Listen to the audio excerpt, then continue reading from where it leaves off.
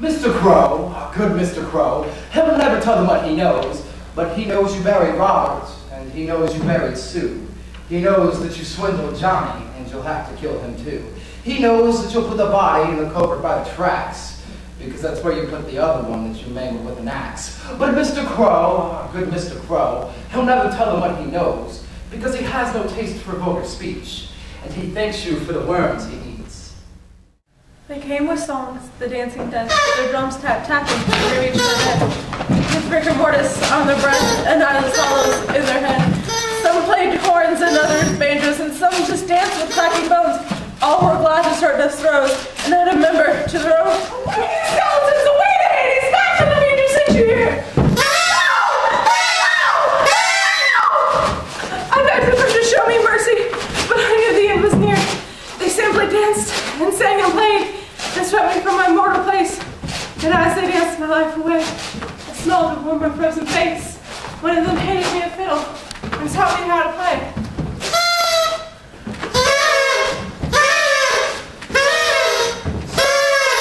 Never in my life did I know such little grief as in my dying day.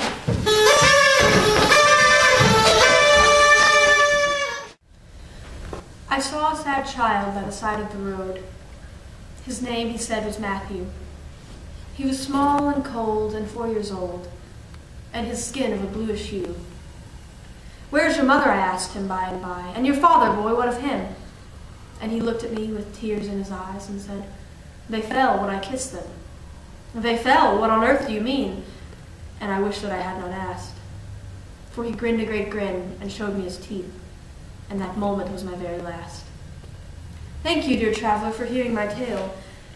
The warmth of your carriage is bliss. I beg you, before we part on this trail, may I thank you with a small kiss? Little pig! Little pig! Little pig! Little pig, little pig, let me come in, for I swear by the hair on your chinny chin chin, you boiled me alive in a kettle of stew, and soon I'll make the same meal out of you. I have no water, no cabbage, no sage. I've only greed and gluttony and rage. The tears of your mother in the muck and the mire, the hearts of your brothers in brimstone and fire. I'll boil your stomach, I'll boil you whole. Soak my bread in your prayers and pick my teeth with your soul. Little pig, let me come in, for I'll wait, and I'll wait till you rot in your skin. There are places on earth where blood has been spilled, and up from these places are the bone trees. The bone trees are bare, and they grow at your will, and they grant you any dark wish you please. If a man stole your horse, your wife, or your money, you've only to ask, and they'll take him, for revenge is their fruit, and it's sweeter than honey. But, oh friend, do take care of such dark whims. The bone trees have much tending to be done. Don't rook them the blood that they're due. Or just as a flower reaches out for the sun, they'll reach in through the window for you.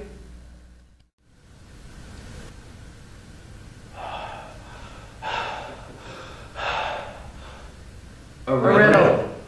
What goes thump, thump, thump, And then pound, pound, pound. And then scratch, scratch, claw. And then paw, paw. and then pound, pound, and scratch, and scratch, and scratch, And scratch. And scratch, and scratch, and thump, thump, pound, pound, scratch. Scratch. Scratch.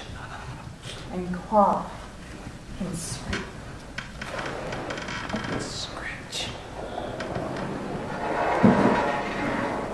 And scratch. But will never be heard. Answer. You. Buried alive. Good morning, God save us who borrow. What you have today will leave you tomorrow. Sings the beggar woman as you pass by her on the sidewalk. You told her to Get a job and stop polluting the air with your squawking. I should be better about that, you told yourself. Next time I'll cross to the other side of the street. You got on the bus and heard this nagging humming sound. You turned to the young baby-laden mother behind you and said, Knock it off! and then remembering your manners added, Please? you got off the bus and went home. where you heard this god-awful whine that you were sure was your neighbor rehearsing his clarinet again. You had told him before that he... Sounded like a dying cat on that thing. Perhaps you were too harsh. Tomorrow you give him that record of cats singing Christmas carols that your mother gave you for Christmas last year. So you went to bed early.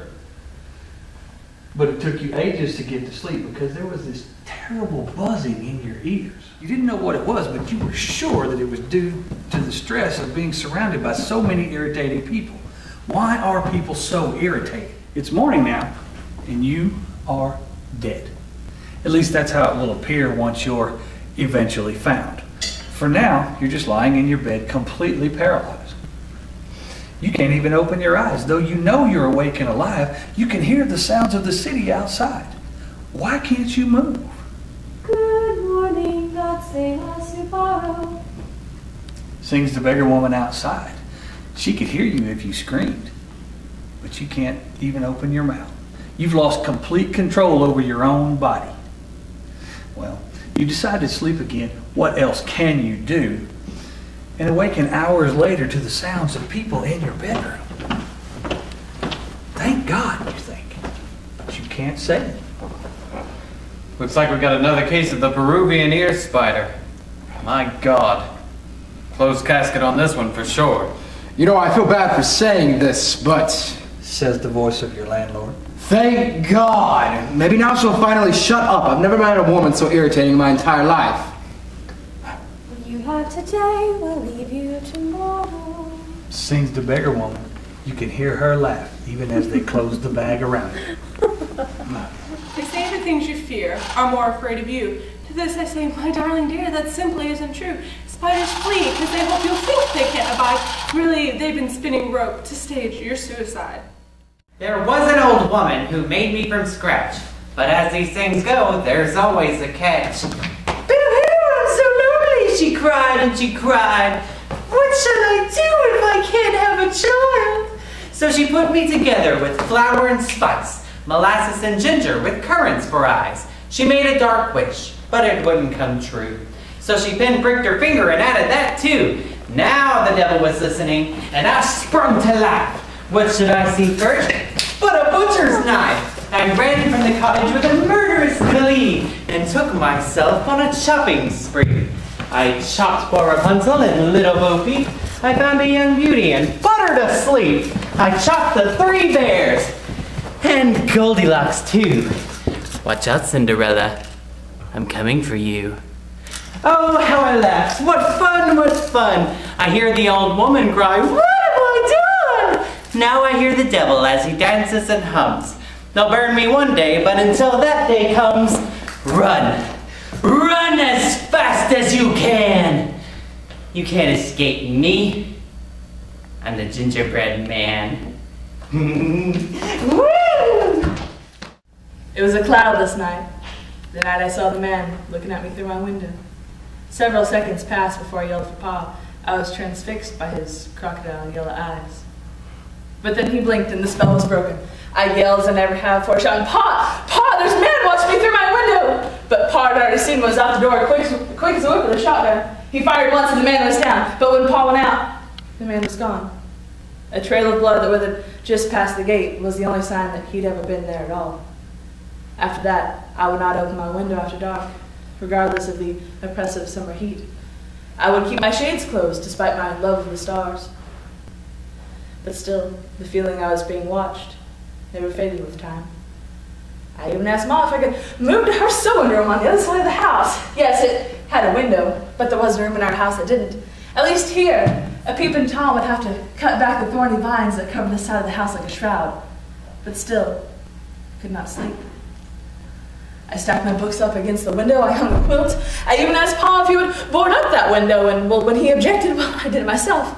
Pa told me, Ma told me, I even told myself that there was no way that anyone could be watching me. That man from what was now weeks ago was surely long gone.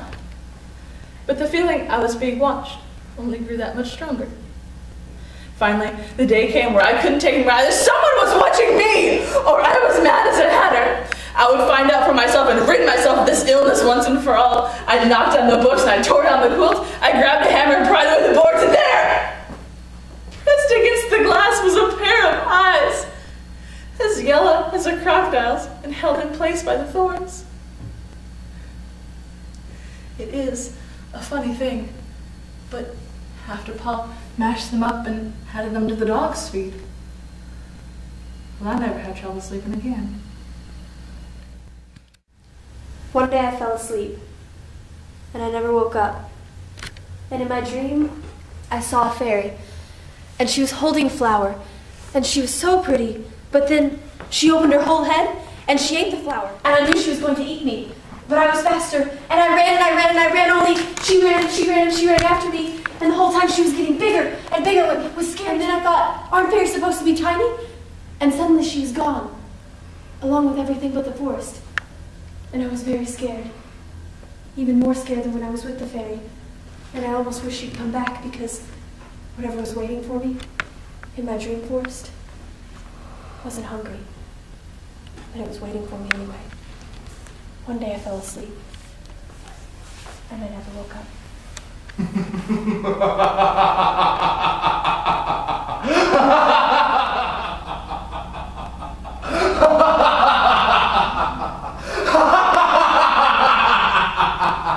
I am here. I am everywhere. Every place you've ever been, I've waited. Every face you've ever seen, I have worn. I have not one name, but thousands. And I come upon the wings of an epidemic of a massacre, a lone scream in the night announced by the thunder of war, of the bleat of a slaughtered calf. I visit the dying and the burning skins. I devour the bodies of the sick. I crush the hearts of the hopeful while I dance on the backs of the weak. I am the betrayal that you could not have seen, the killer that you thought you knew. One day I will be your mother, your father, or your friend. Another I'll be your neighbor, or perhaps I'll work through you. There are ghosts hiding in your closet. There are monsters beneath your bed. The dream that you feared was real. These are my gifts to you. I love you in my little way. Can't you hear the music on the wind? Don't you recognize the tune? Is it you, my friend? You're struggling, your spirit torn limb from limb? But I am not death. No, death is your deliverer. Death looks to me with sorrow in his eyes and asks, why must you do this?